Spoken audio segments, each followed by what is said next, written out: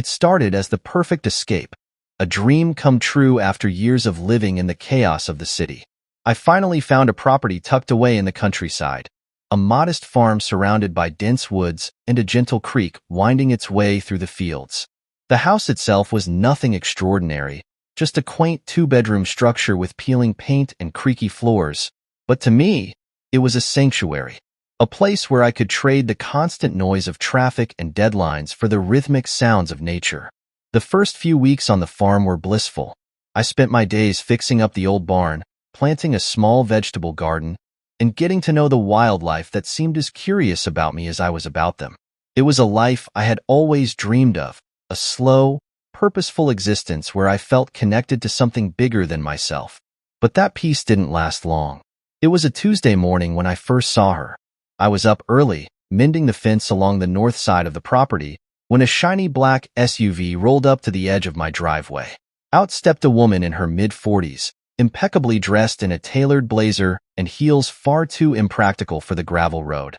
She carried a clipboard in one hand and a thermos in the other, her eyes scanning my property with a look that made me uneasy.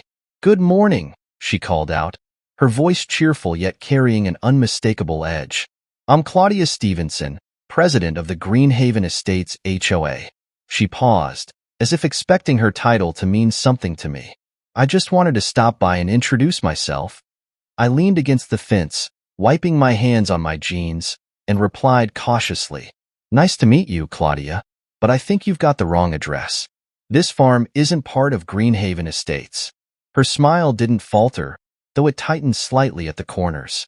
"Oh, I know that," she said, her tone almost too pleasant. "I just thought it would be nice to establish a friendly relationship with our neighbors. After all, we're all part of the same community." I nodded slowly, unsure where this was going. "Well, thanks for stopping by. But as you said, this farm isn't part of your HOA. I like to keep things simple out here." Claudia's eyes flickered with something I couldn't quite place. Annoyance, maybe, but her smile remained. "Of course, I completely understand. I just wanted to let you know about some of the wonderful programs we have. Landscaping services, property maintenance consultations, all aimed at keeping the neighborhood cohesive and visually appealing." Her words were carefully chosen, but the implication was clear. My farm, my home, didn't fit into her vision of cohesive. "I'll keep that in mind," I said, forcing a polite smile. "But I've got everything under control here." Claudia lingered for a moment, as if deciding whether to press the issue. Finally, she nodded. "Well, if you ever change your mind, don't hesitate to reach out. We're here to help." With that, she climbed back into her SUV and drove away, leaving a trail of dust in her wake. I watched her go, a sense of unease settling over me. Something about her visit didn't feel right, but I brushed it off. Maybe she really was just trying to be neighborly. But deep down, I knew better.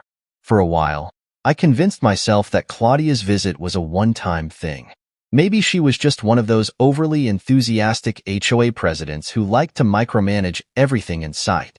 But then she came back. It was a quiet Saturday afternoon, and I was in the middle of pruning some overgrown bushes near the front of the property when her SUV pulled into my driveway again. This time, she wasn't alone. A man in a polo shirt and khakis stepped out of the passenger side, carrying what looked like a binder stuffed with papers.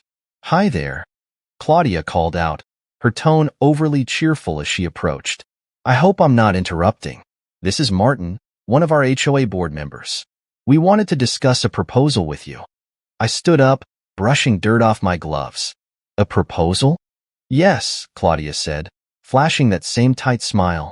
"You see, some of the residents in Greenhaven Estates have expressed concerns about how your property is impacting the overall aesthetic of the neighborhood." Her words hit me like a slap. "Concerns?" I asked, keeping my voice steady. "Well," Martin chimed in, flipping open his binder, "it's not a criticism, Peresi. It's more about ensuring that everything remains consistent. For instance, the color of your barn. It's a bit bold." "It's red," I said flatly. "That's what barns are supposed to be." Claudia laughed lightly, though it sounded forced. "Of course, but maybe something more neutral, like beige or gray, would blend better with the surrounding homes." I stared at her, incredulous. This is a farm. It's been here for decades. Your subdivision came after. Martin cleared his throat, glancing at Claudia nervously. We're just suggesting some minor adjustments. Maybe trimming the hedges near the road or installing a white picket fence. It would really help with property values. I crossed my arms. I'm not part of your HOA, and I'm not interested in changing anything about my property. Claudia's smile finally faltered. We're not trying to impose, but as neighbors, we all have a responsibility to maintain a certain standard. It's in everyone's best interest. Look, I said, my patience wearing thin. This farm isn't part of Greenhaven Estates, and it never will be. I keep my property clean, my fences mended, and my land well maintained. If that's not good enough for your HOA, that's your problem, not mine. Claudia's expression hardened, but she quickly recovered, smoothing out her blazer as if the gesture could erase the tension. Well, I hope you'll reconsider. We're all just trying to create a harmonious community. With that, she turned and walked back to her SUV, Martin trailing behind her. As they drove away, I couldn't shake the feeling that this was far from over. And I was right. The next week, I started noticing strange things. Flyers began appearing in my mailbox, printed on official-looking HOA letterhead. They listed community concerns, including vague accusations about noise levels and property upkeep. A handwritten note was taped to my front door one morning, claiming that my tractor was too loud and disruptive. At first, I ignored it all. But then, one afternoon, I caught a group of people standing at the edge of my property, pointing and whispering as if they were planning something. Among them was Claudia, clipboard in hand, gesturing animatedly toward my fields. When I walked over to confront them, they quickly scattered, but not before Claudia managed to say, "We're just observing. Nothing to be alarmed about." I was alarmed, though. It was clear that Claudia wasn't just making suggestions. She was building a case against me. That night, I installed security cameras around the property. If Claudia or her HOA cronies tried anything, I wanted proof. And it didn't take long for them to give me a reason to use it. A few days later, I woke up to find a handwritten letter taped to my front door. The note, printed on Greenhaven Estates letterhead, was more aggressive than anything I'd seen before. Your property has been found to be in violation of several community standards, including visual cohesion and noise regulations. Continued non-compliance may result in further action by the HOA. I crumpled the letter in frustration. It was absurd. My farm wasn't subject to their HOA rules, and they knew it. But Claudia wasn't backing down. The next morning, I found a flyer stuffed in my mailbox. It boldly claimed that my farm was attracting vermin and lowering property values in the neighborhood. Attached was a list of recommendations that included painting my barn, cutting down the trees near the property line, and limiting my tractor use to specific hours. It felt like an outright campaign against me. I decided to consult a local attorney to see what could be done. After hearing my story, the attorney, a sharp-eyed woman named Lisa, leaned back in her chair and sighed. "This is harassment," she said, "but proving it will require documentation. Keep every letter, flyer, and note they send you. Record every interaction. If they step onto your property, that's trespassing, and you can file charges." Lisa's advice gave me some confidence, but the idea of this escalating into a legal battle left a bad taste in my mouth. All I wanted was to be left alone to live in peace. Unfortunately, peace was the last thing Claudia had in mind.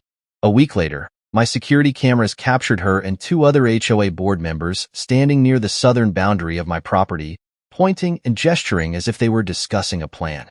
The footage showed them stepping onto my land and taking measurements. I immediately called Lisa, who advised me to issue a formal cease and desist letter. I had the letter drafted and delivered to Claudia the next day. It was clear and direct.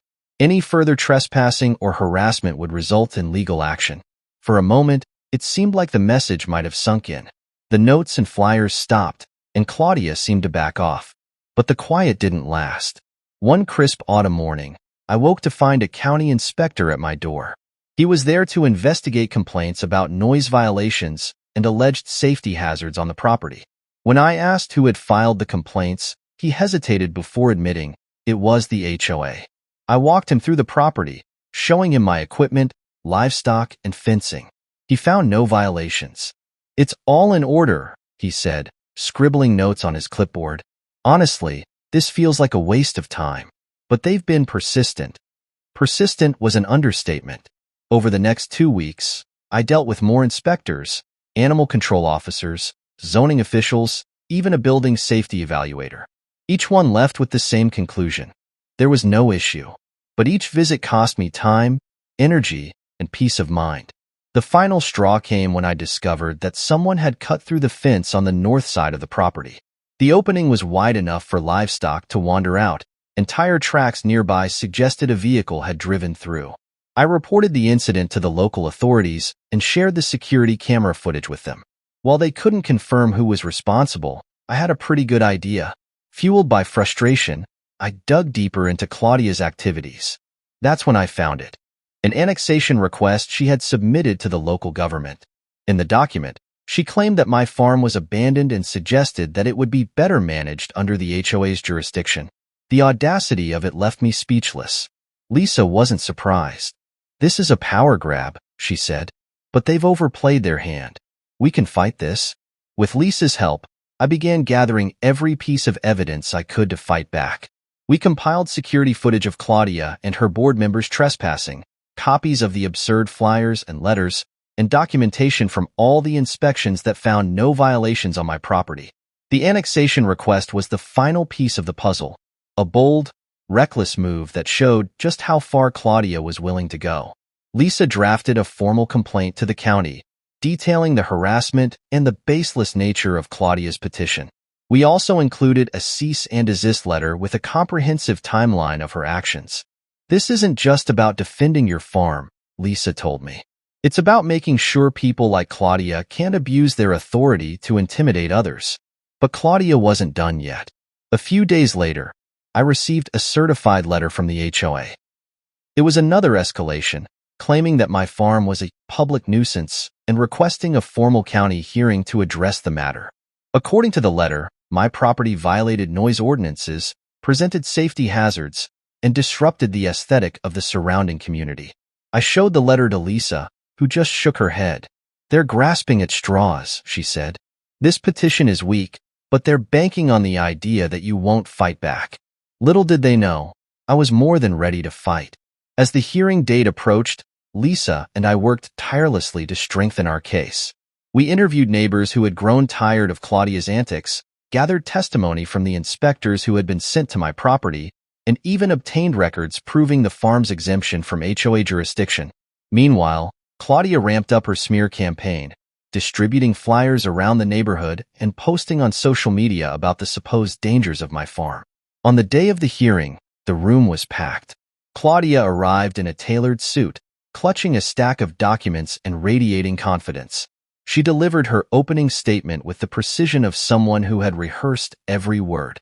She spoke about community harmony and the responsibility of all neighbors to uphold a standard of excellence. Her tone was polished, but her arguments were flimsy, relying on vague accusations and exaggerated complaints. Then it was our turn. Lisa stood and began dismantling Claudia's claims piece by piece. She presented evidence of the farm's compliance with all county regulations, highlighted the lack of any legitimate complaints, and showcased the annexation request as proof of Claudia's true intentions. The security footage, the survey results, and the statements from neighbors painted a damning picture of an HOA president who had overstepped her bounds. "This is not about community standards," Lisa concluded. "This is a calculated campaign of harassment designed to intimidate my client into relinquishing control of his property. The farm predates the HOA and operates within the law.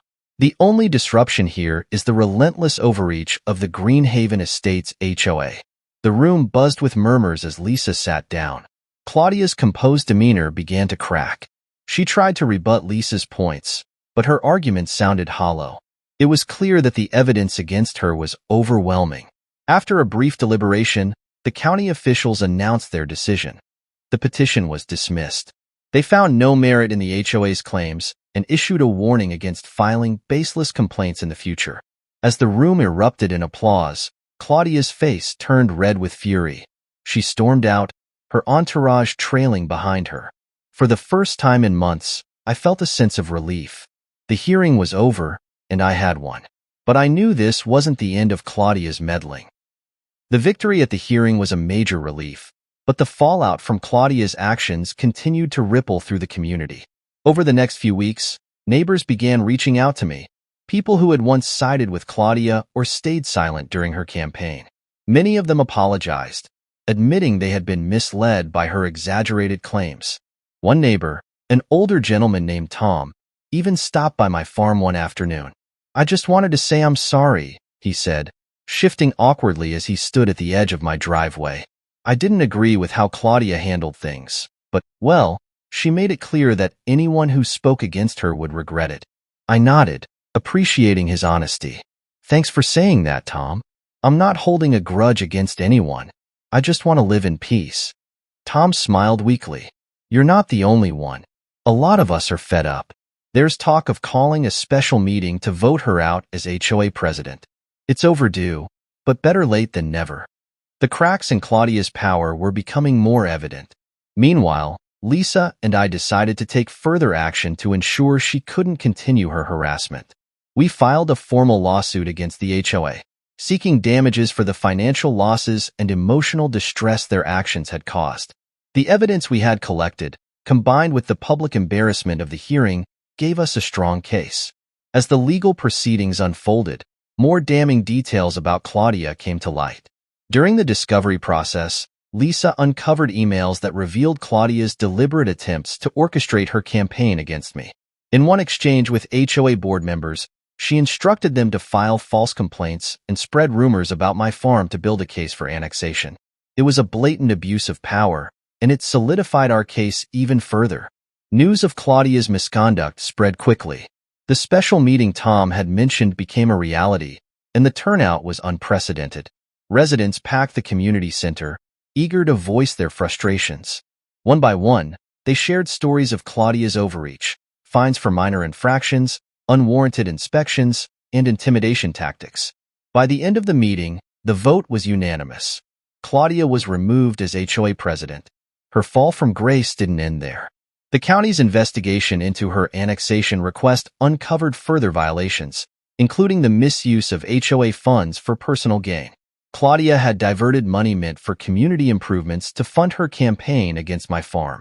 The evidence was irrefutable, and she was charged with multiple counts of misconduct.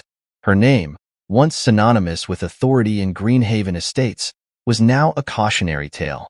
With Claudia out of the picture, the new HOA leadership took steps to repair the damage. They issued a formal apology to me and agreed to remove the unauthorized landscaping they had placed on my property. The lawsuit we filed was settled out of court, with the HOA paying substantial damages and implementing stricter oversight measures to prevent future abuse of power. For the first time in a long while, life on the farm began to feel normal again. The neighbors who had once kept their distance started to stop by, offering their support and even lending a hand with repairs and projects. The farm, once the center of a bitter conflict, became a symbol of resilience and community. As winter turned to spring, I stood at the edge of my fields, watching the sunrise cast a golden glow over the land. The scars from the battle with Claudia were still there, but they were fading, replaced by a sense of peace and pride. This farm wasn't just my home. It was a legacy. And I knew that no matter what challenges lay ahead, I would face them head-on. The first thing I noticed as I pulled into my driveway was the golden stretch of crops swaying under the evening sun. My land, which I had left barren before my long trip, was now fully farmed. Neat rows of vegetables, towering cornstalks, and freshly watered soil. Confusion turned into rage as I stepped out of my truck, my boots crunching against the gravel. Who had done this? Then I saw the signs. Small wooden boards stood proudly among the crops, each painted with Karen's Farm Produce in neat, cursive letters. My hands clenched into fists. Karen, my nosy, self-righteous neighbor who had spent years complaining about everything from my fence height to the sound of my tractor. Now, in my absence, she had taken it upon herself to steal my land and turn it into her personal farm. I walked further in, anger bubbling in my chest, as I spotted more proof of her invasion. A makeshift irrigation system ran through the field, feeding the crops. Bags of fertilizer with her initials on them were stacked near my barn. A set of plastic lawn chairs and a sun umbrella were even placed near the tool shed, as if she had been running a business here. It was unbelievable. Not only had she planted an entire farm on my land, but she had the audacity to mark it as her own. I could already hear her fake sweet voice defending herself. "Oh, but you were gone. I didn't think you'd mind. You should be thanking me for putting your land to good use." My patience snapped. If Karen thought she could take my land, farm it, and keep the profits, she had another thing coming. I wasn't going to waste my time arguing or sending legal notices. If she had the right to plant it, then I had the right to harvest it. And that's exactly what I was about to do. The next morning, as the first light of dawn stretched across my land, I was already at work. The crops that Karen had so diligently cultivated were ripe and ready for harvest, and I had no intention of letting them go to waste. With a determined focus, I started with the cornfield, moving row by row, pulling down the golden ears and tossing them into the truck bed. The rhythmic sound of harvesting filled the morning air, a satisfying contrast to the simmering anger that still boiled inside me. Karen had treated my land as if it were hers, planting crops without permission, tending to them as if she had any claim. But today, I was reclaiming what was rightfully mine. The deeper I ventured into the field, the more evidence of her hard work surfaced. The perfectly spaced rows, the carefully placed irrigation lines, the small storage bins where she had likely sorted her yield, all of it screamed of an operation that had been running for months. She hadn't just borrowed a small patch, she had practically settled in. The sheer audacity made me shake my head in disbelief. How had she been so confident that I wouldn't return? Or worse, that if I did, I would simply let this slide? By midday, the first phase of my plan was complete. The truck was overflowing with corn, squash, and tomatoes, and there was still plenty more to gather. A brief break gave me time to strategize my next move. The small wooden signs that claimed Karen's farm produce were still scattered around the field, standing like mockery on my land. I pulled them out one by one, stacking them in a pile near the fence. She had marked this land as hers, taken ownership in my absence, and had been waiting to cash in on the harvest. What she didn't realize was that she had only done half the work. By late afternoon, I had loaded up the last of the vegetables and turned my attention to the barn. Inside, I found another shock: bundles of pre-packed produce, neatly arranged in crates, ready to be sold. Karen had already started distribution. I let out a low breath, realizing just how far she had taken this. It wasn't just a hobby or a casual experiment. She had been running a full-scale farming operation on my land, harvesting crops that weren't hers, likely selling them for a profit while I was gone. The sheer nerve of it was almost impressive. Almost. Without wasting time, I loaded the pre-packed crates onto the truck as well. If she thought she had secured her earnings, she was in for a rude awakening. As the sun began its descent, casting long shadows across the field, I took one last look at what was left behind. The empty fields, the discarded signs, the remnants of her short-lived empire. There was something deeply satisfying about knowing that every bit of produce she had counted on was now in my possession. With a final glance at my land, now free of Karen's claim, I hopped into my truck and drove toward the town market. If she had planned on selling these crops, I figured I might as well beat her to it. The idea brought a smirk to my face. She had done all the planting, watering, and tending, and now I was about to enjoy the rewards. The town market was already bustling by the time I arrived, the scent of fresh produce mixing with the crisp autumn air. Vendors called out to customers, displaying their fruits and vegetables in neat arrangements, while buyers haggled over prices. I pulled my truck into an open space near the main stalls, stepped out, and took in the scene before me. This was where Karen had likely planned to sell her stolen harvest, but today, I was the one who would profit from it. I got to work quickly, unloading crate after crate, stacking them neatly on a wooden table I borrowed from a nearby vendor.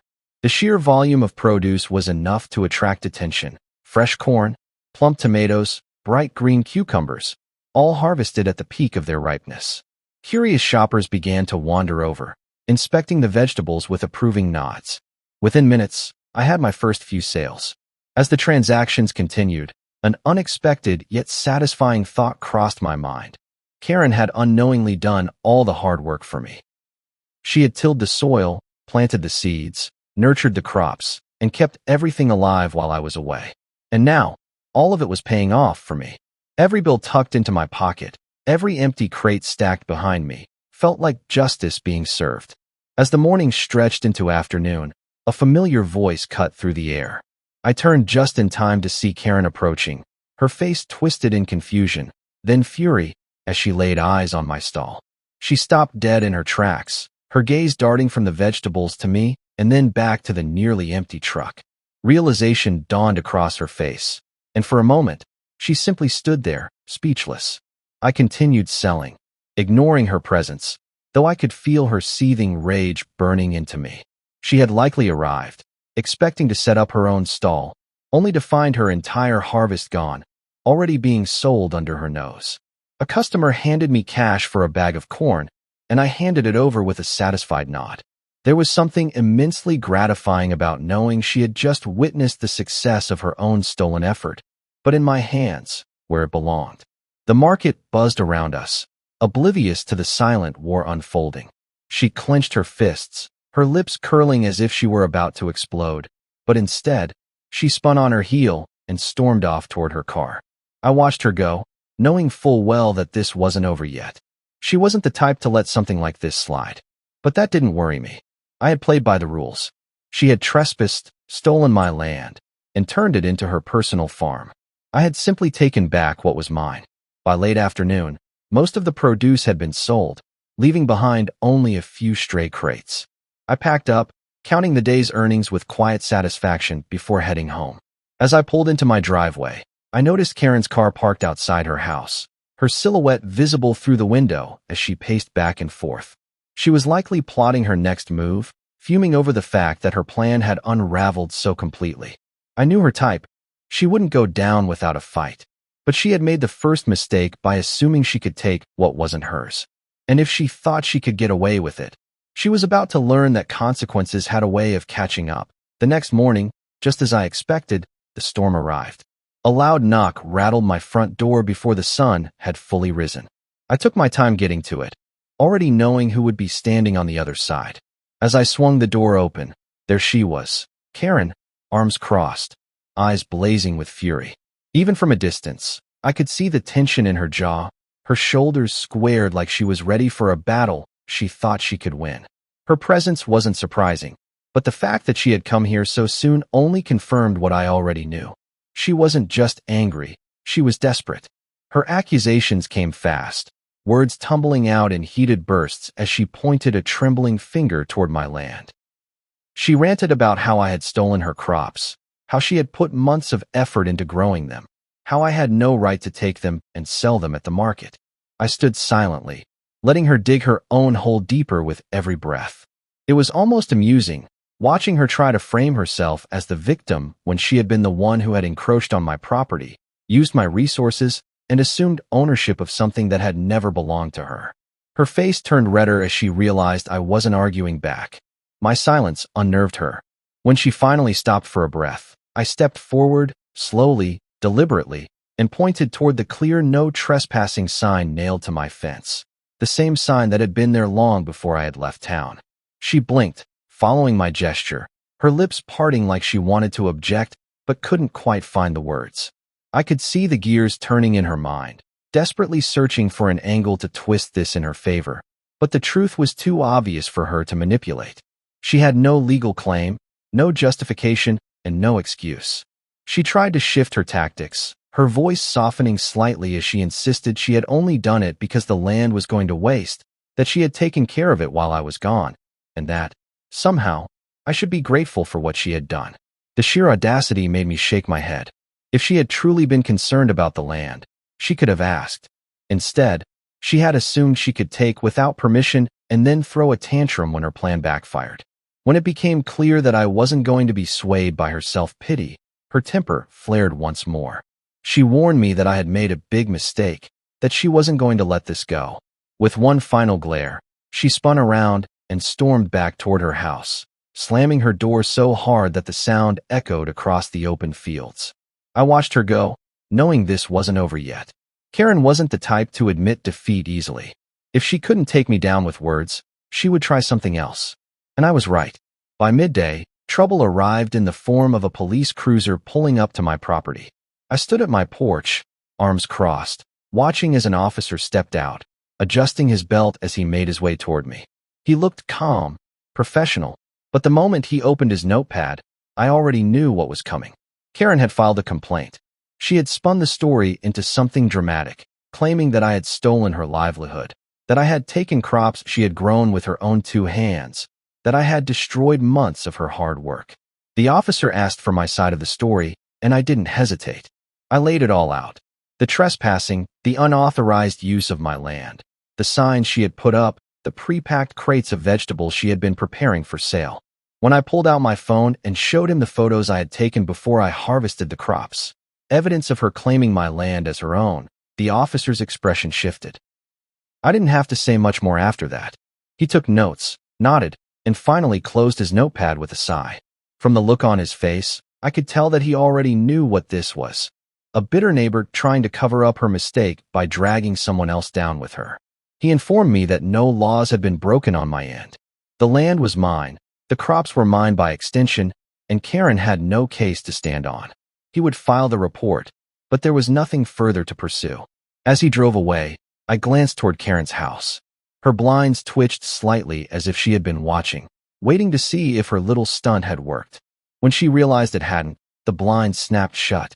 I chuckled under my breath, knowing full well that her defeat would be eating her alive. She had tried to use the system against me, hoping to turn the law in her favor, but in the end, the facts had spoken for themselves. By the time the sun set, I had no doubt that she was plotting her next move. But it didn't matter. Every attempt she made only dug her deeper into a hole she couldn't climb out of. I had won the first round, and I was more than ready for whatever came next. The next morning, just as I expected, Karen made her final move. A truck pulled up near my property, and 2 men in formal suits stepped out, walking toward my house with legal documents in hand. Without hesitation, I opened the door, took the papers, and scanned them. A lawsuit. Karen was suing me for theft, damages, and emotional distress, claiming that my actions had ruined her financially and humiliated her publicly. She demanded compensation, likely expecting I would cave under pressure. But she had no idea that I was more than ready for this. That afternoon, I met with my lawyer, who barely contained his laughter as he read through her claims. No contract, no lease, no case. Legally, anything grown on my property belonged to me, and Karen's actions made it clear she had trespassed and used my land without permission. Not only was she destined to lose, but I now had a reason to countersue for damages. When the court date arrived, Karen sat stiffly across from me, trying to maintain her composure. My lawyer presented the undeniable proof, photos of her signs, irrigation systems, even town vendors who overheard her claiming ownership of my land. Her lawyer tried arguing she had invested labor and resources, but the judge dismissed it almost immediately. No permission meant no rights. Within minutes, the case was over. Karen not only lost, but she was ordered to pay my legal fees. As I walked out of the courtroom, relief washed over me. It was over. Karen had tried everything, stealing, lying, and manipulating the system. But in the end, she had nothing to show for it. Over the next few weeks, she stopped engaging with the neighbors, her usual arrogance replaced with quiet embarrassment. Not long after, a for sale sign appeared in front of her house. Defeated and humiliated, she had finally accepted her loss.